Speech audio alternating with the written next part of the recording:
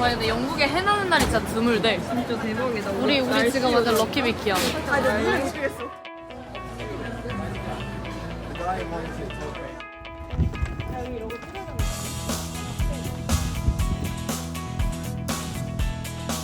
That London is faced during the Second World War, whereas living in London and having to be the backlinks outside. That means you can have access to the archival collections and order up things to have a look at. Radio programs or recordings in the London office, both for example, education services and that when the London environment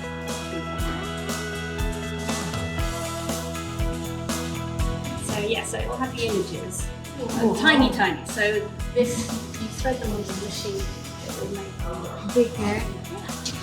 Small medium. So it will last a very long time. This will last longer than a CD. Oh. So it's much more steady. So I don't know how old these are. These are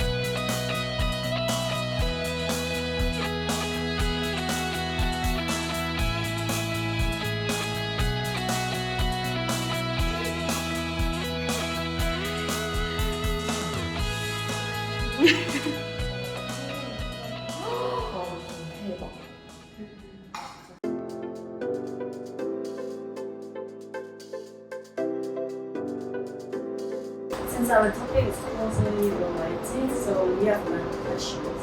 Could you briefly introduce some of the main concepts you have learned? As you said, I've been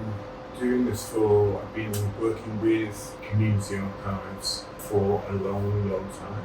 One is a local community archive, so that is a rural group who in Scotland, in the countryside, in the Highlands of Scotland, they have some interesting collections, physical collections that were unorganised. They have photographs, they have physical materials, the reference to years, to give them or support them in finding the kind of sort of skills and funding and a platform to work on. And they've now got their own online presence, which brings all their different collections together. So we all work from the ground up. So why is it important to do your own archiving? What can happen if you lose your history, if you lose your heritage, that's a really important starting point, because everything really follows on from that. If you don't have that sense of why it's important to do this, then everything else is important. So I think that's a really important building block. And then you move on to, I think, thinking about stages of what to collect. It's about oral histories.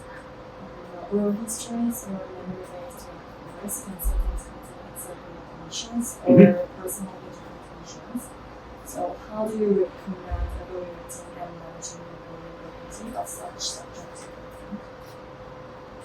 And to some extent, people have thought, how can we trust memory? How can we trust what people say in history? And how can we perhaps put things in place that will enable us to check the validity of those papers? And so people use maybe multiple oral histories. So if you're interviewing some people about a particular set of things that happened, or a particular time or a place, you have many different people, and you look at all those different views and you see where the contradictions are, where the differences are. But fundamentally, I think there's also however people tell different stories, but to some extent, that may be how they remember something. So rather than just dismiss it because it's wrong, it's thinking about, well, why do different people remember things in different? And so oral historians, I think now, do something with that.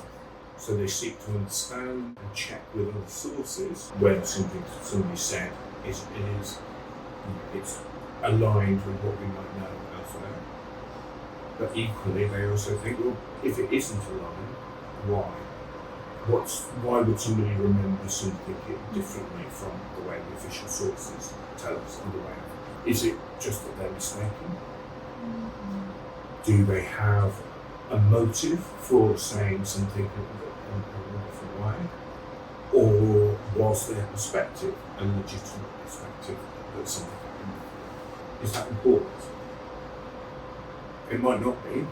It might be that's just how they remember it. Actually, what they remember what happened is accurate, but they put the wrong data in because it's the wrong data. So you can think about those things and think, it's not necessarily that we have to have everything needs to be as accurate as an archival source or something, but it's a different form.